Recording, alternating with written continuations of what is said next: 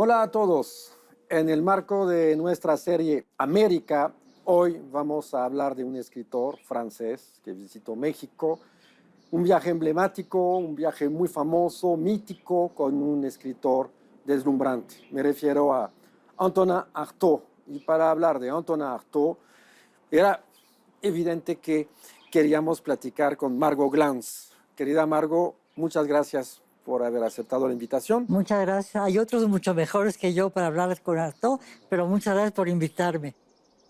Pues gracias a ti. La verdad, el viaje de Artaud siempre suena como una epopeya muy especial, un momento de aventura difícil. Primero vamos a enfocarnos un poquito en este personaje complejo, difícil, Antonin Artaud, hombre que nace en Marsella y que joven va a París, y ahí, después de la Primera Guerra Mundial, es un momento de mucha efervescencia, hay artistas del mundo, todo el mundo se encuentra. París es todavía la capital cultural quizás del mundo, y él participa, por ejemplo, en las actividades del grupo Surrealistas. ¿Tú cómo sientes, cómo percibes esa época para un joven provinciano, como en el caso de Artaud? Va allá, quiere ser poeta, escritor, y se lanza a esta aventura. Bueno, era muy polivalente, ¿no?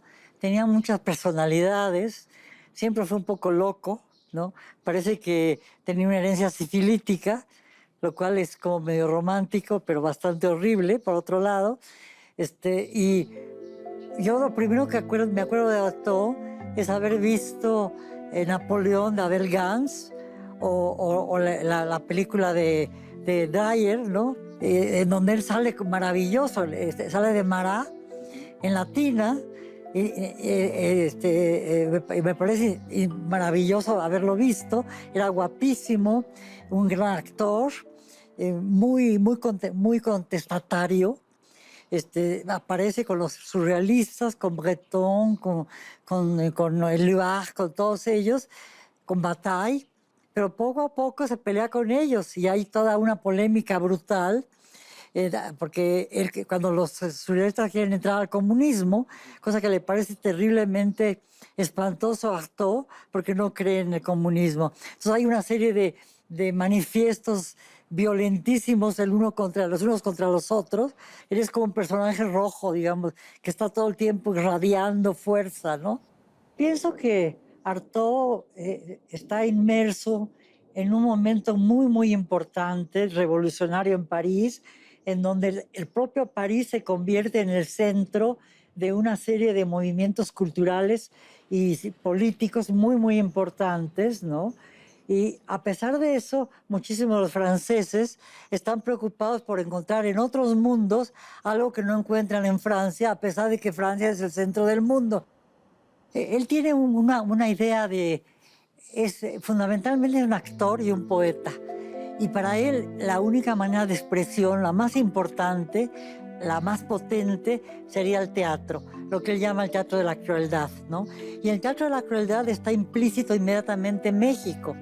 Escribe un guión para una obra de teatro que será esencial, que es La Conquista de México. Y empieza a moverse Artaud para obtener un apoyo, para venir a México. Estamos en el 36 y Artaud conoce un desastre financiero y artístico con la obra Los Cenci, que es una obra de teatro que él escribió, montó y fue un fracaso estrepitoso. Entonces está como en un callejón sin salida, y de repente la única salida que encuentra es pedir, gracias a unos apoyos, especialmente de Jean Paulhan, y se le da, cosa extrañísima cuando uno conoce la personalidad de Artaud, que es el menos clásico posible, le dan un apoyo el gobierno francés para que vaya a México. Sí. Y lo esperan un poco los creadores mexicanos, poetas muy importantes como Villaurrutia, Gorostiza. Él conoció a Cardosa y Aragón en París antes, entonces lo va a visitar. Pero evidentemente ellos esperan un discurso sobre el arte y la creación artística en Francia, y Artaud de inmediato da conferencias y les dice no tiene ninguna importancia, todo eso está muerto, los que tienen una gran cultura son ustedes, mexicanos, en el mundo arcaico, indígena, que hay que sacudir para darle una nueva presencia. A mí me parece muy curioso eso de Artaud, porque coincide con algo que poca gente menciona. Para Artaud había una sola raza. Es decir, todas las culturas en México, mixteca, zapoteca, maya, todo era la misma cultura, y el paradigma fundamental de la cultura está en los tarahumaras, que son los, digamos, los más primitivos, que no tienen realmente ni edificios, ni textos, ni códices, ni nada de eso, y para él son los más importantes.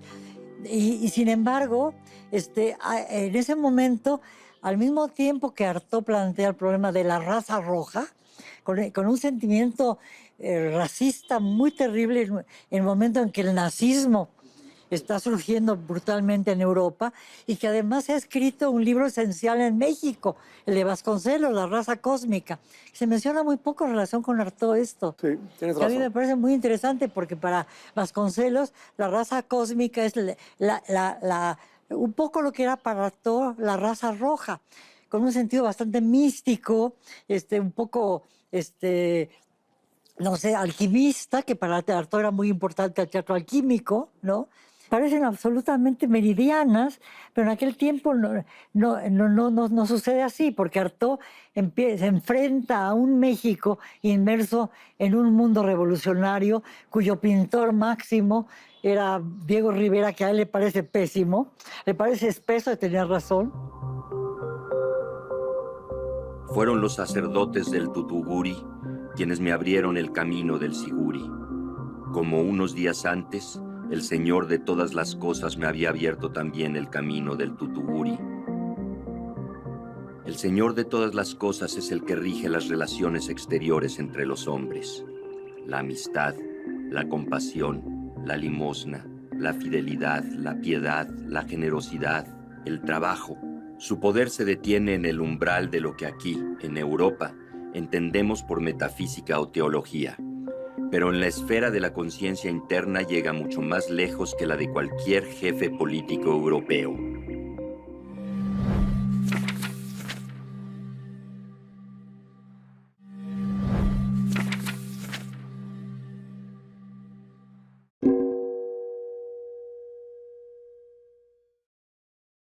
Esta estancia en la Ciudad de México, que es un poco conflictiva, porque pues él no aporta realmente lo que esperaban los artistas intelectuales locales. A él le gusta mucho, por ejemplo, la obra de María Izquierdo, escribe sobre la pintura y tiene un ojo bueno porque reconoce la importancia de una obra. Pero lo que más le importa, querida Margot, es ir a la Sierra Tarahumara y obtiene un apoyo de la SEP para ir a un lugar pues, que nadie iba. O sea, sus interlocutores nunca habían estado en la Sierra Tarahumara y quiere ir allá para conocer los ritos mágicos, ritos del peyote, y quiere conocer eso y quiere comulgar con esa cultura. ¿Tú cómo imaginas este viaje en esas montañas? Mira, yo creo que Artaud traía una idea preconcebida de lo que iba a hacer, porque no sabía español. Tenía un intérprete que le interpretaba a los tarahumaras, que hablaba con los tarahumaras, le traducía. Es un poco como la relación Malinche-Cortés, ¿no? Sí, pero al mismo tiempo está en un mundo que está dominado por una idea del indio, que es el indio no funciona como tal, sino que debe convertirse a la sociedad. El indio debe ser un indio que entre al progreso y no debe mantener su relación con lo primitivo, y es considerado como primitivo y negativo. Para todo es al contrario. En el indio, y sobre todo en el tarahumara, está la raza roja, rojo como la sangre, que está asociada con dos cosas fundamentales para Artaud: con el sol y con la muerte, de alguna forma. Bueno, sí, la sangre tiene que ver con la muerte. Y para él, ir a los tarahumaras significará enfrentarse a un rito. Yo creo que hay dos elementos muy importantes. Por un lado, lo que Artaud tenía preconcebido de lo que debía hacer, que ya estaba prefigurado en el Teatro de la Crueldad y en la conquista de México, donde decía que esa guerra en que Moctezuma es asesinado, ¿no? Equivale a un momento muy particular en donde realmente ya no hay nada coherente, sino gritos, susurros, violencias, estertores. Es decir, utiliza una serie de palabras que van a ser muy difíciles de manejar teatralmente con los actores. Para él es muy importante encontrarse con un rito en donde verdaderamente la gente va a actuar de una manera totalmente irracional, motivada por una droga, que es el peyote, y que al mismo tiempo tiene que ver con una ceremonia prehispánica fundamental. Al mismo tiempo, en un paisaje extraordinario, él dice que las rocas simulan seres humanos y que podría ser una casualidad que fueran seres humanos, representaciones de seres humanos, pero cuando se reproducen enormemente en todo el desierto, cree que hay una cosa totalmente sobrenatural, ¿no? Entonces, si él tiene una idea de ese mundo, pero al mismo tiempo piensa que se va a encontrar un nuevo mundo en donde él va a cambiar. Y evidentemente va a cambiar, porque el rito del peyote lo va a cambiar, pero al mismo tiempo hay como sobrepuestas dos cosas. Lo que él piensa que debe ser el rito, cómo lo va a vivir, y luego cómo lo va a vivir personalmente a partir del peyote. Entonces, su experiencia es doble. Es una experiencia prefigurada, que ya estaba predispuesta a hacerla, y luego al mismo tiempo una experiencia que es trastornada por el peyote.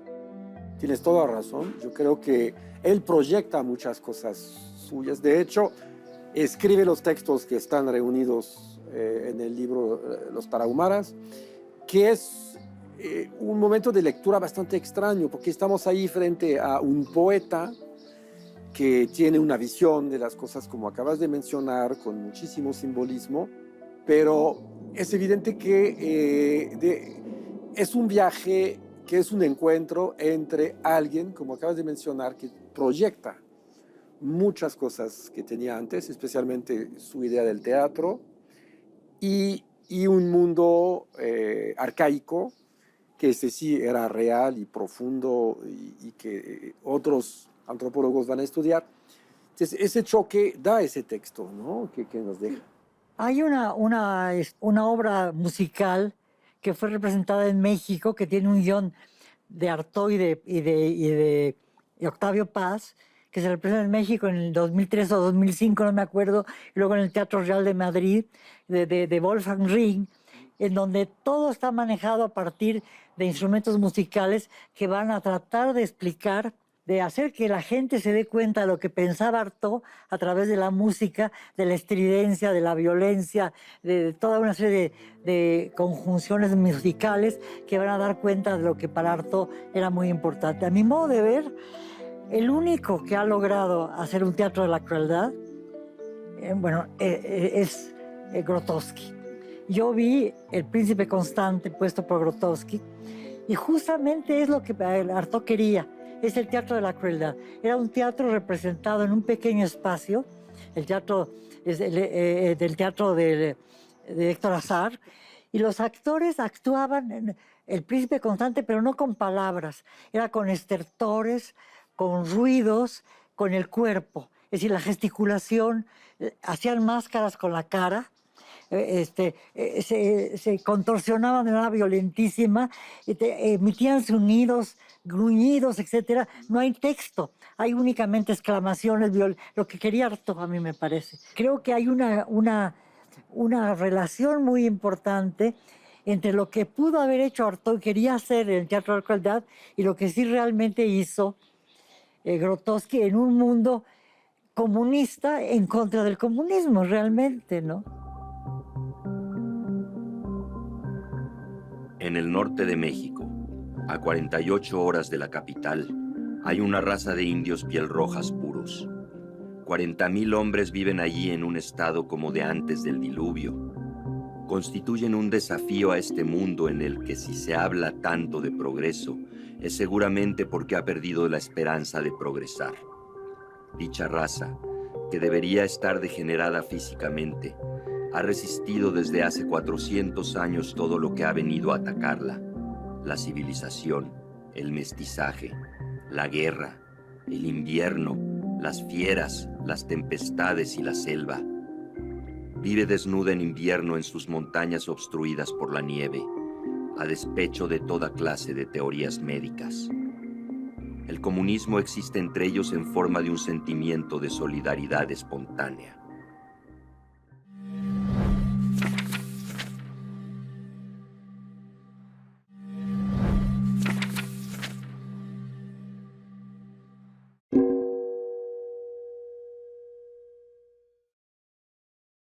Muchas personas dicen, pues Artaud era un drogadicto, es normal que le haya gustado el peyote, etc. Pero es muy distinto porque tomaba laudano, tomaba heroína o morfina, opiáceo, por las jaquecas y dolores de cabeza que tenía. Pero el peyote es de otro tipo de cosa, es un alucinógeno, no comulga, digamos, con las drogas que había tomado Artaud. Así es, creo que hay una simplificación. Artaud no es un drogadicto así como No, en absoluto. Pero era una droga, por un lado, para esos estados místicos que él tenía, es decir, que eran muy importantes, y también una droga para su enfermedad, ¿no? Porque tenía una jaqueca permanente desde muy jovencito. Es decir, tenía probablemente esa herencia sifilítica, era muy terrible y necesitaba paliarla con algo. Ahora, el ir a buscar el peyote con los tarahumaras tiene un sentido místico absolutamente distinto al de drogarse por el placer y como se droga la mayor parte de la gente, ¿no? Entonces, en ese sentido, la droga es como un camino hacia el misticismo, muy importante para él. Sí, por supuesto. Resultado del asunto, en noviembre del 36, Antonin Artaud, después de su viaje a la Sierra Tarahumara, se regresa a Francia. Podemos pensar que lo que va a pasar después, o sea, su viaje a Irlanda y pues unas perturbaciones mentales muy fuertes que lo van a llevar al manicomio, va a estar encerrado durante casi 10 años, ¿no? Con electroshock, con manicomios diversos, en fin, fue una época espantosa de la vida de Artaud que lo convierte en una especie de mártir del arte, ¿no? Un hombre que ha sufrido y que se ha dedicado totalmente a su escritura, a su pintura, porque también pintaba. ¿Tú cómo ves esta relación directa entre este momento tan intenso que conoció con los tarahumaras con lo que le va a pasar después? Porque él mismo dijo, me pusieron los brujos de allá, me han engatusado, algo pasó. Yo creo que el peyote de alguna manera aceleró de alguna forma su locura, que ya estaba en ciernes, ¿no? Muchas de las exaltaciones que tienen, son, como decía Bernal Díaz del Castillo, tenía ramo de locura, ¿no? Ya llegaba a la locura. Y bueno, luego viaja a Irlanda para buscar, porque también le parece que en Irlanda va a encontrar algo místico muy importante. Y lo que le pasa ahí es que le roban todo lo que tiene. María Esquero le ha regalado cuatro bocetos y tiene apuntes muy importantes, escribe cosas muy importantes, que los pierde todo en Irlanda y de ahí va directamente a los hospitales psiquiátricos. Va a Rodez, ¿no? Donde escribe mucho en Rodez, Van Gogh, el suicidado, ¿no? Y lo que me parece muy enternecedor es su muerte. Muere abrazado a su zapato. A mí me parece de una ternura infinita. A mí que me fascinan los zapatos.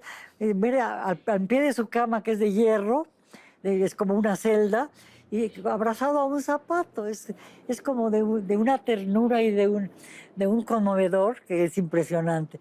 Y Gastón Ferrier, a quien conocí en casa de Luis Carlos de Aragón, hablaba de Artaud como si él fuera su salvador, cuando en realidad fue un miserable, lo torturó, le aplicó electroshocks, ¿no?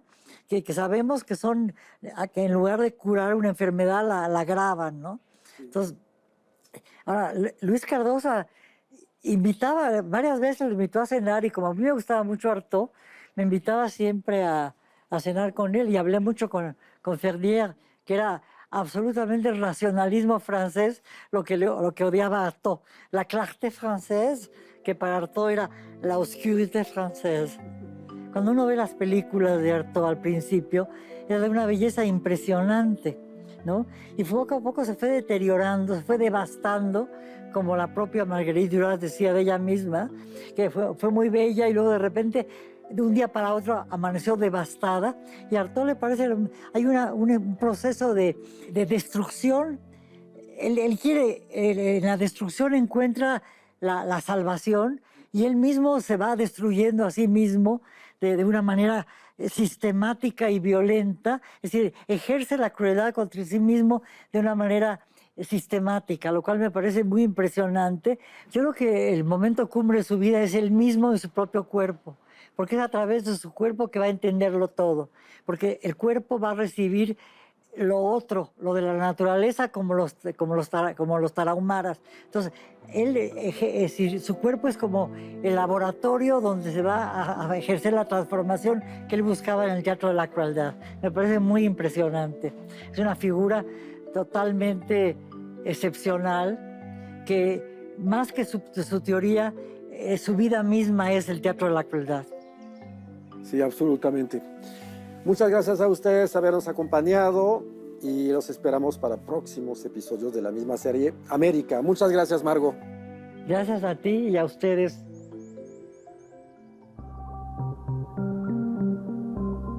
La conciencia humana tiene derecho a hacerse numerosas preguntas, y yo me he hecho muchas a través de la Tierra, hasta esa interrogación extrema en la que ya no hay conciencia ni pregunta, sino una llama inenarrable, única, que brota del espíritu de cada Dios, cada vez que su corazón se alarma. Pues para quien impulsa lo mental de las cosas con su corazón, existe un punto en el que, como en el caso del peyote de los Tarahumara, toda percepción se abre en cruz como un tejido. Cruje de tal forma que ya no se sabe si esa cruz ha salido de nuestro propio corazón o del corazón de ese otro, que ya no es el otro, sino un otro, sino aquel, el único distribuidor de las llamas, cuya lengua perfora y reúne el gusto por la palabra, cuando el corazón que latía como un doble reconoce a su creador. Pues si ya no hay Dios ni problema, entonces tampoco hay corazón para percibir o desgarrar la percepción que perfora y desgarrarse uno mismo en cruz en medio de la percepción.